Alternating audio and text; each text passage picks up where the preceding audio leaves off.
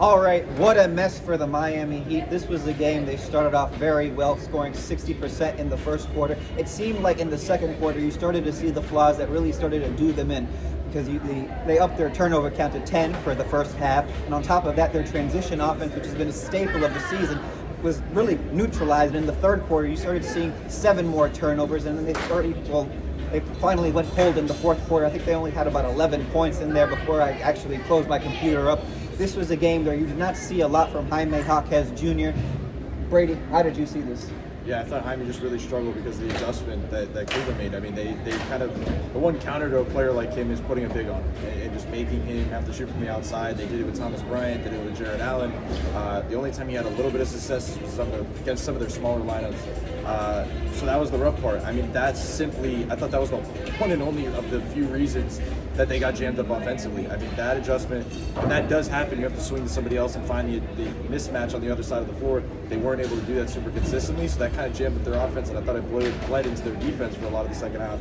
And they weren't able to get stops, and all of a sudden you look up and they're down 10. So, yeah, that's going to be something they're going to have to look at a little bit more, see, because if they could figure that out, if teams are looking around the league or watching this right now and saying, okay, well, we just have to put a big on him, yeah, it's tough. And it's mostly when Powell's on the bench. Because if Powell's in the game, he can create on the other side of the floor and you can figure it out. But in the minutes that Powell's on the bench, which will help when Tyler's back, I mean, when they have an extra scoring, that'll help. This is only like a short-term thing, but yeah, it's something that has to be figured out. Alex?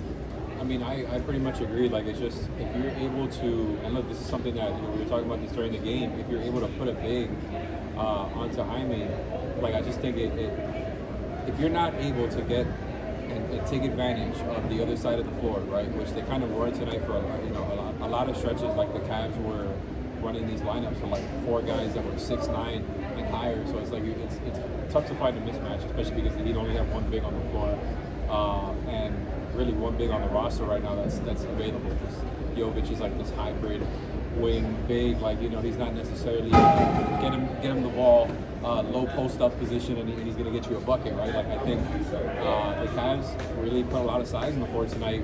Weirdly enough, without Evan Mobley available, like, they were running these huge lineups, man, and I think it really gave the Heat some trouble. I think there was definitely some sloppiness involved, of course you give the Cavs credit for what they did, but like the Heat getting 20 plus turnovers, I think that's a classic, like, sign of maybe a little bit of complacency coming into this game. All the guys that they were missing, like, they're humans. I think to a certain degree, like, they'll probably acknowledge this here post game.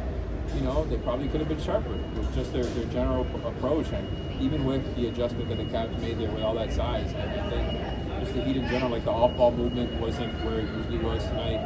I feel their offense didn't have that same zip that it's had to start the season here, and look, like the rebounding has been an issue since Bam has been out. That wasn't necessarily the biggest problem tonight, but it did hurt them.